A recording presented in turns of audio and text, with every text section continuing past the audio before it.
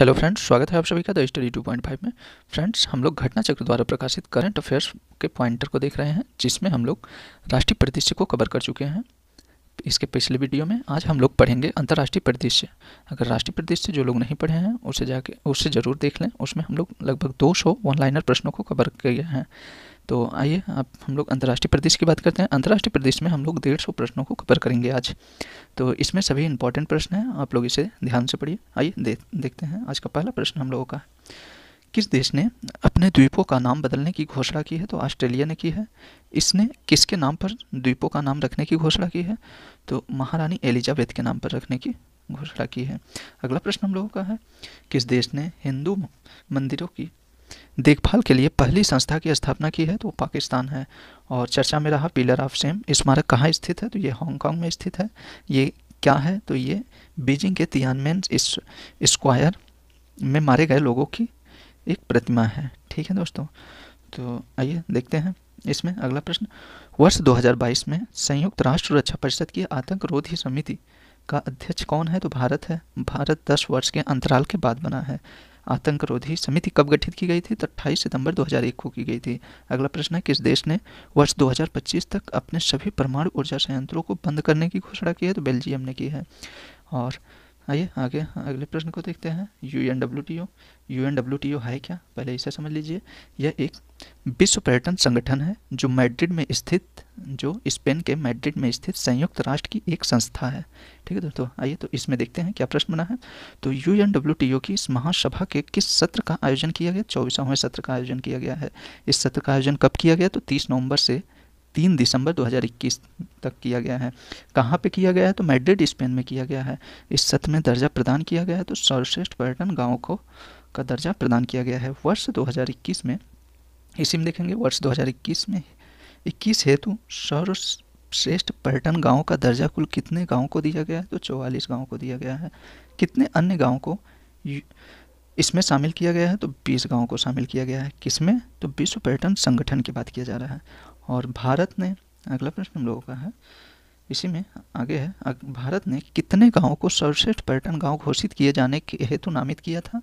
तो 3 गाँव को। और ये 3 गाँव कौन से हैं? तो मेघालय का कोंगथोंग है, और मध्य प्रदेश का लतपुरा खास है, और तेलंगाना का पोचमपल्ली। ये 3 गाँव नामित किया था भारत ने। और कितने गाँव को भारत को कितने गांव इसमें शामिल किया गया है भारत के? तो आइए इसको देख लेते हैं। तो भारत के किस गांव को सर्वश्रेष्ठ पर्यटन गांव में शामिल किया गया है? तो पोचमपल्ली। पोचमपल्ली कहाँ स्थित है? तो नालगोंडा तेलंगाना में स्थित है। ठीक है, 3 गांव में से भारत के एक गांव को शामिल किया गया है विश्व पर्यटन संगठन में। वो कौन सा गांव है? तो पोचमपल्ली है, जो नागालैंड में तेलंगाना में स्थित है। तेलंगाना में स्थित है। ठीक है, आइए पोचमपल्ली को किस अन्य नाम से जाना जाता है? तो इसे भारत के सिल्क शहर, सिल्क सिटी ऑफ इंडिया के नाम से जाना जाता है। सिल्क साड़ियों को किस अनूठी शैली द्वारा बुना जाता है? तो इसे इकत द्वारा बुना जाता है। इकत शैली को भौगोलिक संकेत जीआई टैग कब प्राप्त हुआ था? तो वर्ष 2004 में प्राप्त हुआ था। पोचमपल्ली को अन्य नाम से भी जाना जाता है, तो भूदान पोचमपल्ली के नाम से जाना जाता है। अब आइए हम लोग अगले प्रश्न की बात करते हैं। अगला प्रश्न हम लोगों का है, वैश्विक स्वास्थ्य सुरक्षा सूचकांक 2021 कब जारी किया गया? तो ये 8 दिसंबर 2021 को जारी किया गया। चौथा संस्करण है, तो ये दूसरा संस्करण है। संबंधित संस्था इससे कौन कौन है? तो उसे देखते हैं हम लोग, इससे कितने कौन कौन संबंधित हैं संस्था इसमें। तो नंबर 1 है न्यूक्लियर थ्रेट इनिशिएटिव, नंबर 1 पे है। दूसरा है Johns Hopkins Center for Health Security at the Bloomberg School of Public Health है। तीसरा है इकोनॉमिस्ट इम्पैक्ट है। अब आइए इसी के अंतर्गत आगे देखते हैं। वैश्विक स्वास्थ्य सुरक्षा सूचकांक 2021 में भारत किस स्थान पर है? तो 66वें स्थान पर है भारत 66 नंबर पर है। ठीक है, और वैश्विक स्तर पर सुरक्षा सूचकांक 2021 में शीर्ष 3 स्थान प्राप्त करता देश कौन है? तो यूएसए, ऑस्ट्रेलिया और फिनलैंड है। ठीक है, नंबर 1 पे कौन सा है? यूएसए है। भारत कौन से स्थान पे है? तो 66वें नंबर पर है, 66वें स्थान पे है। टाइम मैगजीन ने वर्ष 2021 के लिए पर्सन ऑफ द ईयर चुना है। तो किसे चुना है? एलन मस्क को चुना है। एलन मस्क कौन है? तो ये स्पेस एक्स के संस्थापक हैं। ठीक दोस्तों, आइए हम लोग आगे देखते हैं इसमें। किस देश ने वर्ष 2027 तक स्वयं को पूर्णतः धूम्रपान मुक्त देश बनाने की घोषणा की है? तो न्यूजीलैंड ने की है। और अगला प्रश्न है, RATS SCO की परिषद की अध्यक्षता किस देश ने ग्रहण की है? तो भारत ने की है। ठीक है दोस्तों, तो SCO की किसने गठन की है?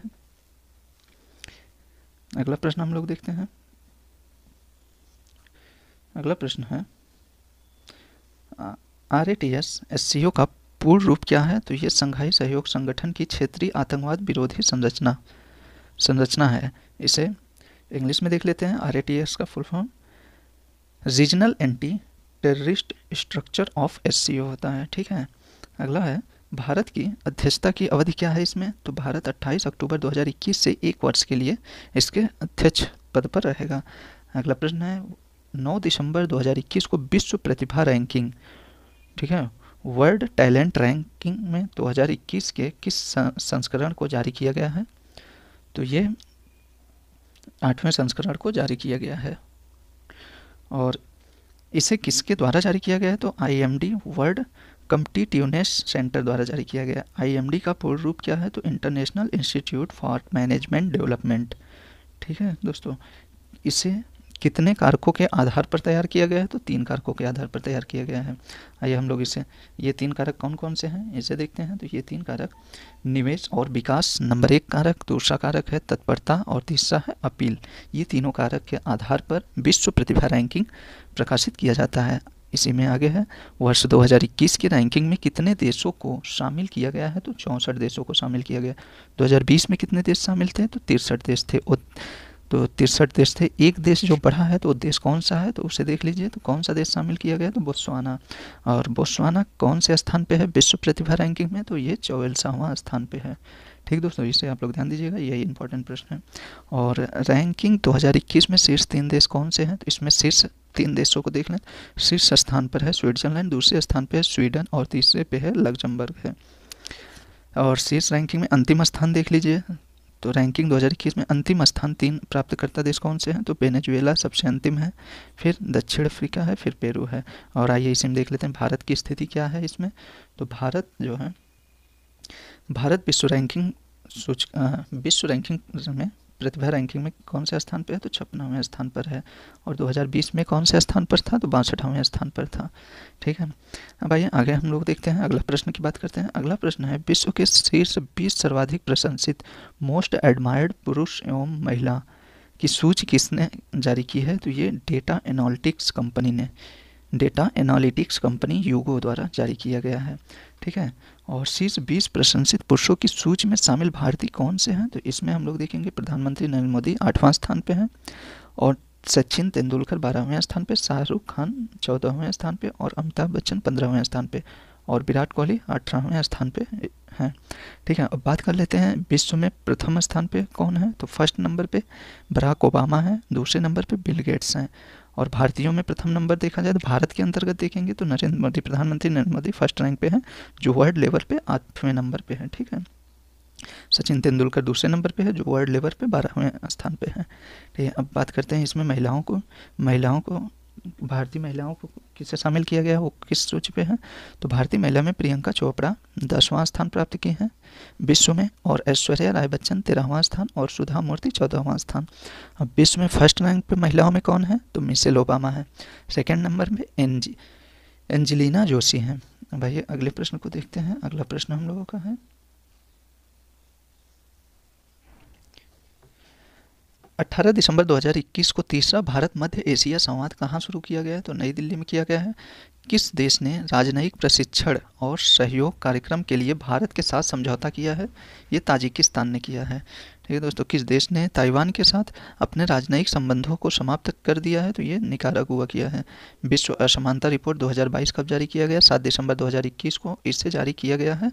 तो वर्ल्ड इन इक्वलिटी लैब द्वारा जारी किया गया है। ठीक है। इसे हम कंटिन्यू कर अगले प्रश्न की बात करते हैं। अगला प्रश्न है किस यूरोपीय राष्ट्र ने भांग के निजी इस्तेमाल की मंजूरी दी है? तो माल्टा ने दी है। चिली के नए राष्ट्रपति के रूप में किसे चुना गया है? तो गैब्रियल बोरिक को चुना गया है। राष्ट्रपति रामनाथ कोविंद ने किस देश की राजकीय यात्रा संपन्न की? तो बांग्लादेश की है। और इस यात्रा का उद्देश्य क्या था? तो बांग्लादेश के 50वें विजय दिवस समारोह में विशिष्ट अतिथि के रूप में प्रतिभाग हुए थे। और पुनर्निर्मित रमणा काली मंदिर का उद्घाटन किसके द्वारा किया गया है? तो राष्ट्रपति रामनाथ कोविंद द्वारा किया गया है। यह मंदिर कहाँ स्थित है? तो ये ढाका बांग्लादेश में स्थित है। पाकिस्तान ने, इसी में हम लोगों का अगला प्रश्न है, पाकिस्तान सेना द्वारा इसे कब नष्ट किया गया था? भारत पाक युद्ध 1971 में नष्ट किया गया था। अगला प्रश्न है, किस देश ने तबलीगी जमात पर प्रतिबंध लगा दिया है? तो ये सऊदी अरब ने लगाया है। और किस देश की रक्षा मंत्री ने भारत की आधिकारिक यात्रा की? तो ये फ्रांस की है। भारत फ्रांस के मध्य वार्षिक रक्षा संवाद कौन सा संस्करण नई दिल्ली में आयोजित किया गया? तो तीसरा संस्करण आयोजित किया गया है। तो भारत फ्रांस के मध्य वार्षिक संवाद कहाँ पे किया गया? तो नई दिल्ली में किया गया। और कौन सा संस्करण था? तो तीसरा संस्करण था। फ्रांस की रक्षा मंत्री कौन है? तो ये सुश्री फ्लोरेंस पार्ली हैं। ठीक है। कौन 100%, अगला प्रश्न है, कौन 100% पेपरलेस होने वाली विश्व की प्रथम सरकार बनी है? तो ये दुबई है। ठीक है दोस्तों, इसे आगे देखते हैं। किस देश ने भारत के प्रधानमंत्री नरेंद्र मोदी को अपना सर्वोच्च नागरिक सम्मान नगदक पेलगी खोरलो प्रदान किया है? तो ये भूटान ने किया है। ठीक है दोस्तों, आइए हम लोग अगले प्रश्न की बात करते हैं। 15 दिसंबर 2021 को 8वें हिंदू महासागर संवाद की मेजबानी किस देश ने की है? तो भारत ने की है। टाइफून राय क्या है? ये उष्णकटिबंधीय एक चक्रवात है। ये कौन से देश को प्रभावित किया है? तो ये माइक्रोनेशिया, पलाऊ, फिलीपींस, वियतनाम, दक्षिण चीन, हांगकांग और मकाऊ को प्रभावित किया है। साफिर, इसे हम देखते हैं, साफिर सिम्पसन स्केल पर टाइफून राय की श्रेणी कौन सी थी? तो 5वीं श्रेणी थी। ठीक है। अगला प्रश्न है, किस क्षेत्र के मतदाताओं ने फ्रांस के साथ बने रहने के पक्ष में मतदान किया है? तो ये न्यू कैलेडोनिया के साथ किया है। ठीक है। न्यू कैलेडोनिया किस देश का उपनिवेशक था? तो ये फ्रांस का उपनिवेशक था। फ्रांस ने किस समझौते के तहत न्यू कैलेडोनिया को स्वायत्तता प्रदान की है? तो ये नोमिया समझौता 1998 के द्वारा प्रदान की है। अगला प्रश्न है, संयुक्त राष्ट्र महासभा द्वारा किस संगठन को पर्यवेक्षक का दर्जा दिया गया है? तो अंतर्राष्ट्रीय सौर गठबंधन को दिया गया है। ठीक है। ISA, इंटरनेशनल सोलर अलायंस को दिया गया है। ठीक है। ISA का मुख्यालय कहाँ है? तो गुरुग्राम में है। गुरुग्राम कहाँ है? तो हरियाणा में, भारत में स्थित है। आइए अगले प्रश्न की बात करते हैं। अगला प्रश्न हम लोगों का है, किस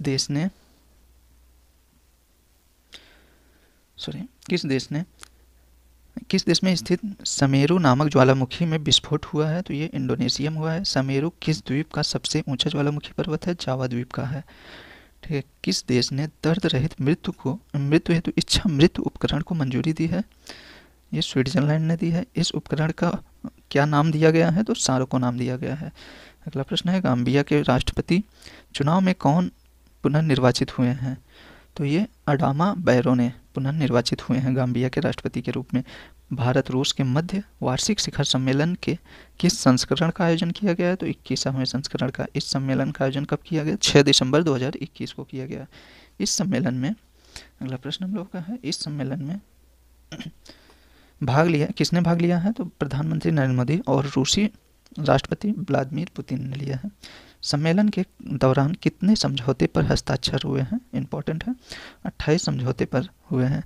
इस सम्मेलन का आयोजन कहाँ किया गया? नई दिल्ली में किया गया है। 22वें सम्मेलन का आयोजन कहाँ किया गया है? तो रूस में किया गया है।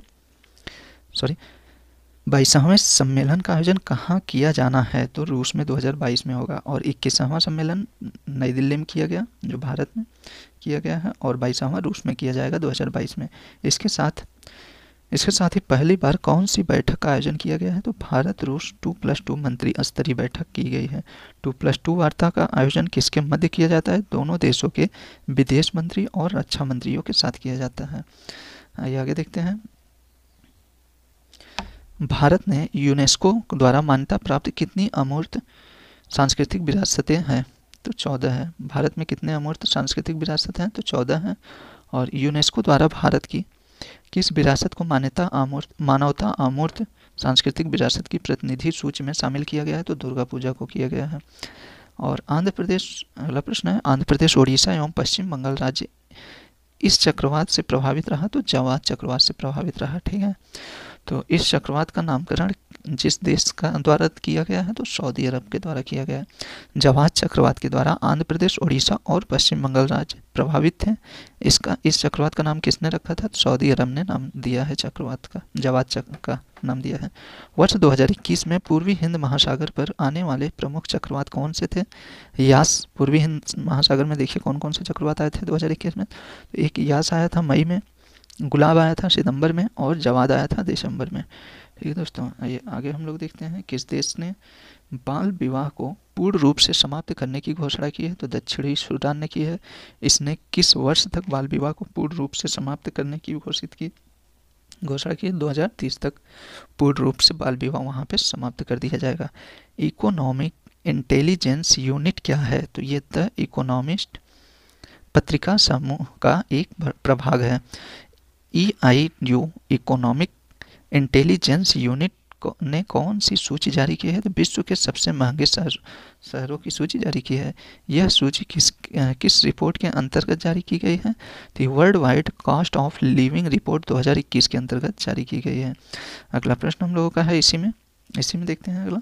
इस सूची में कौन सा शहर शीर्ष स्थान पर है? तो तेल अवीव इजराइल का शीर्ष स्थान पे है और पेरिस फ्रांस का और सिंगापुर ये संयुक्त रूप से द्वितीय स्थान पे है। तो फर्स्ट स्थान पे कौन है? पहले नंबर पे तेल अवीव है और दूसरे नंबर पे पेरिस और सिंगापुर संयुक्त रूप से हैं। ठीक है, इस सूची में भारत के किस शहर को सबसे सस्ते शीर्ष 10 शहरों में सूचीबद्ध किया गया है? तो अहमदाबाद को किया गया है। वह देश जो क्वीन एलिजाबेथ द्वितीय के शासन के समाप्त होने के बाद पूरी तरह गणतंत्र देश बन गया है तो वो बारबाडोस है। ठीक है, बारबाडोस की पहली राष्ट्रपति बनी है तो कौन बनी है? सैंड्रा मेसन बनी है। ठीक है, जलवायु परिवर्तन के किस क्षेत्र में भारत का समर्थन करते हुए लगभग 1.2 अरब यूरो की सहायता प्रदान करने वाला देश है? तो जर्मनी है। ठीक है दोस्तों, तो आइए आगे हम लोग चलते हैं। अगला प्रश्न हम लोगों का है, हम लोग अब देखेंगे संयुक्त राष्ट्र महासभा ने इन 3 देशों को अल्प विकसित देशों की श्रेणी में विकासशील देशों के वर्ग में शामिल करने हेतु एक संकल्प को अंगीकृत किया है। तो किसने किया है? तो संयुक्त राष्ट्र महासभा ने। और 3 देश कौन से हैं? तो आइए देखते हैं, बांग्लादेश, नेपाल और लाओस है। और इन तीनों देशों का विकासशील देशों के वर्ग में शामिल होना प्रस्तावित है तो 2026 तक प्रस्तावित है। ठीक है दोस्तों, आइए इसी में आगे देखते हैं। वे देश जो सतत विकास प्राप्त करने के लिए गंभीर संरचनात्मक बाधाओं से ग्रस्त हैं उन्हें क्या कहा जाता है? तो उन्हें अल्प विकसित देश कहा जाता है, LDC कहा जाता है, लिस्ट डेवलप्ड कंट्री कहा जाता है। अल्प विकसित देशों का दर्जा प्रत्येक 3 वर्षों में निम्नलिखित आधार पर संशोधित किया जाता है। और तीनों आधार कौन से हैं? तो आइए देखते हैं। प्रति व्यक्ति सकल आय, पहला है प्रति व्यक्ति सकल राष्ट्रीय आय, दूसरा है ह्यूमन असेट्स इंडेक्स और तीसरा है आर्थिक एवं पर्यावरणीय सुभेद्यता सूचकांक। ठीक है, ये तीनों आधार हैं। और अगला प्रश्न आप बात करते हैं। अगले प्रश्न में लोकतंत्र की वैश्विक स्थिति report GSDR the global state of democracy report 2021 जारी की गई है। तो स्टॉकहोम स्थित international institute for democracy and electoral assistant के द्वारा जारी की गई है। आइए अगला हम देख लेते हैं, इसी में आगे देखते हैं। GSDR global state of democracy report 2021 के अंतर्गत शासन के जिन 3 प्रमुख प्रकारों का उल्लेख किया गया है तो वो कौन से 3 प्रमुख प्रकार हैं? आइए देखते हैं। पहला है लोकतंत्र, दूसरा है हाइब्रिड और तीसरा है सत्तावादी शासक। ठीक है दोस्तों, तो GSDR के अंतर्गत शासन के ये 3 प्रमुख प्रकार हैं। ठीक है, लोकतंत्र, हाइब्रिड और सत्तावादी शासन है। ठीक है, आइए अब आगे हम लोग देखते हैं। वह देश जिसके साथ भारत ने कोविड टीकाकरण प्रमाण पत्र की पारस्परिक मान्यता पर समझौता किया। वह देश जिसकी पहली निर्वाचित महिला प्रधानमंत्री के रूप में मैग्डालेना एंडरसन ने कार्यभार ग्रहण किया है तो ये स्वीडन ने किया है। कौन किया है? तो मैग्डालेना एंडरसन ने किया है। ये स्वीडन की पहली निर्वाचित महिला प्रधानमंत्री हैं। ठीक है, कुवैत के प्रधानमंत्री, अगला है कुवैत के प्रधानमंत्री के रूप में पुनर्निर्वाचित हुए हैं तो ये शेख सबा अल खालिद पुनर्निर्वाचित हुए हैं कुवैत के प्रधानमंत्री के रूप में। अगला प्रश्न हम लोगों का है,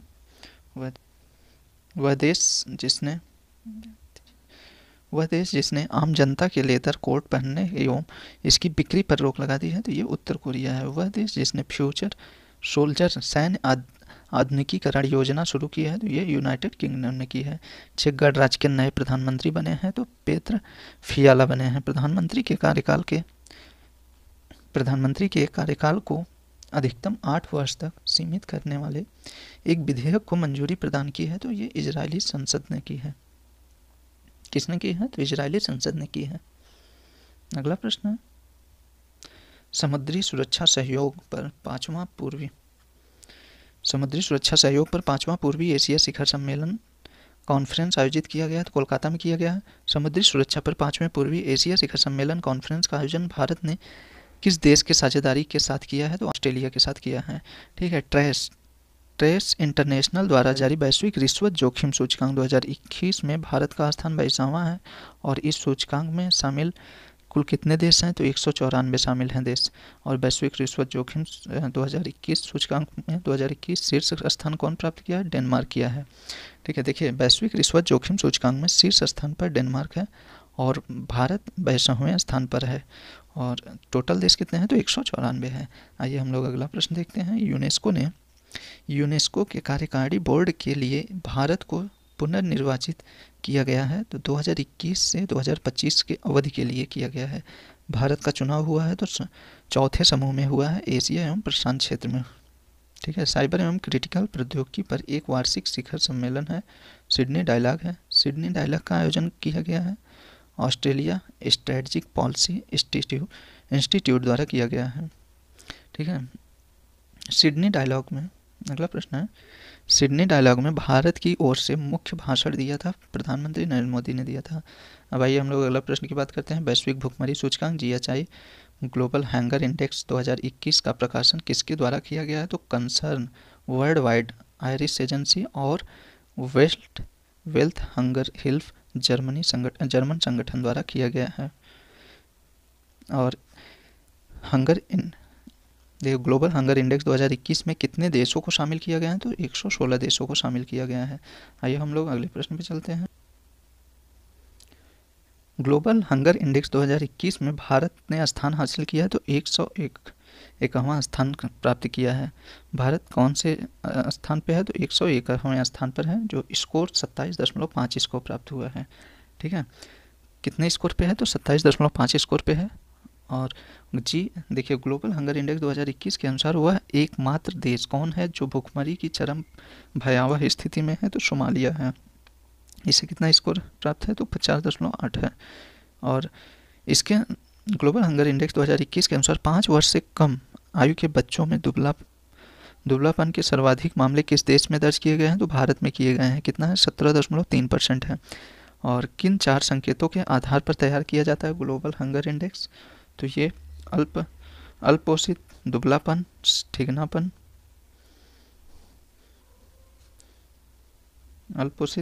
ठिगनापन और बाल मृत्यु दर पर किया जाता है। और पहली बार जारी किया गया था, तो ग्लोबल हंगर इंडेक्स पहली बार कब जारी किया गया? 2006 में किया गया था। अंतर्राष्ट्रीय सौर संगठन ISA की 4थी सामान्य सभा का आयोजन किया गया, तो ये आभासी माध्यम से किया गया।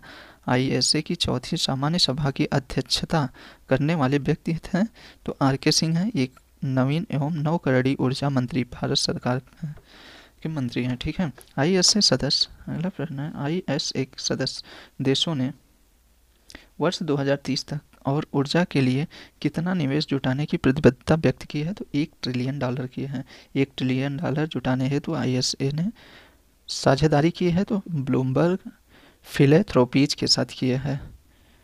ठीक है। अगला प्रश्न हम लोगों का है वैश्विक खाद्य सुरक्षा सूचकांक 2021। आइए हम लोग देखते हैं वैश्विक खाद्य सुरक्षा सूचकांक 2021 को। इसमें देखते हैं भारत का स्थान कौन सा है? तो 71 पे है, 71वें स्थान पे भारत है। वैश्विक खाद्य सुरक्षा सूचकांक FGSI किसके द्वारा निर्मित की गई है? तो ये इकोनॉमिस्ट इम्पैक्ट के द्वारा, जो लंदन में स्थित है, उसके द्वारा निर्मित की गई वैश्विक खाद्य सुरक्षा सूचकांक में प्रथम स्थान किस देश को प्राप्त है? तो ये आयरलैंड को प्राप्त है, जिसका स्कोर है 84%। ठीक है, 84.0 है। अफगानिस्तान में शांति प्रक्रिया के लिए नियुक्त अमेरिकी दूत जलमय खलीलजाद के इस्तीफा देने के बाद